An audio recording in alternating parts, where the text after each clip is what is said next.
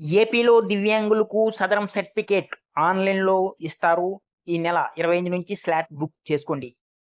AP ప్రభుత్వం సదరం slot booking ప్రక్రియను ఈ నెల 25 నుంచి ప్రారంభం కానుంది. అర్హులైన దివ్యాంగులు తమ స్లాట్‌ను బుక్ చేసుకోవచ్చు. స్లాట్ బుక్ చేసుకున్న వారికి ఈ నెల 30వ తేదీ నుండి ఎంపిక చేసిన ప్రభుత్వం ఆసుపత్రుల్లో వైద్య పరీక్షలు నిర్వహిస్తారు.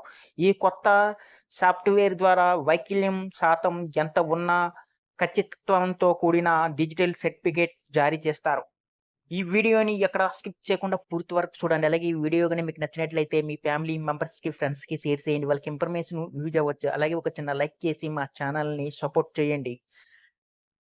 ఆంధ్రప్రదేశ్ ప్రభుత్వం కీలక నిర్ణయం తీసుకుంది. వైకల్యం నిర్ధారణకు దివ్యాంగులకు ఇచ్చే సదరం సర్టిఫికేట్‌లన్నీ ఆన్‌లైన్‌లోనే జారీ చేయనున్నారు. దివ్యాంగులకు సంబంధించి ప్రస్తుతం 13 రకాల వైకల్యం జబ్బులకు డిజిటల్ విధానంలో సర్టిఫికేట్లు ఇస్తున్నారు.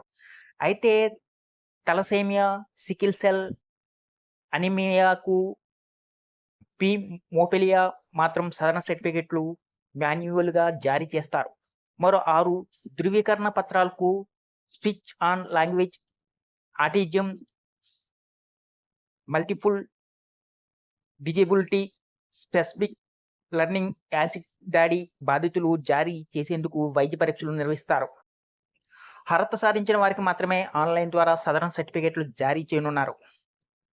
సదరం సర్టిఫికేట్లు జారీ చేసేందుకు అవసరమైన స్లాట్ బుకింగు ఈ నెల 25 నుంచి ప్రారంభించనున్నారు. అనంతరం మార్చి 30 నుంచి ఎంపిక చేసిన ప్రభుత్వం ఆసుపత్రుల్లో వైద్య పరీక్షలు నిర్వహిస్తారు. ఏపీ ప్రభుత్వం దివ్యాంగ శక్తి పేరుతో పథకం ప్రారంభించింది. ఈ మేరకు దివ్యాంగులకు ఉచిత బస్సు ప్రయాణించే సౌకర్యం అందుబాటులోకి వచ్చింది. అందుకే దివ్యాంగులు వైద్య పరీక్షలు, సదరం సర్టిఫికేట్లు జారీ సమయంలో రాకపోకలను వెసులుబాటు దక్కనుంది. సదరం సర్టిఫికేట్ ద్వారా 40% కంటే ఎక్కువ వైకల్యం ఉన్నవారికి ప్రభుత్వం పింఛను మంజూరు చేస్తుంది. సదరం సర్టిఫికేట్‌ను ఇకపై డిజిటల్ విధానంలో పారదర్శకంగా నిర్వహిస్తామని మంత్రి తెలిపారు.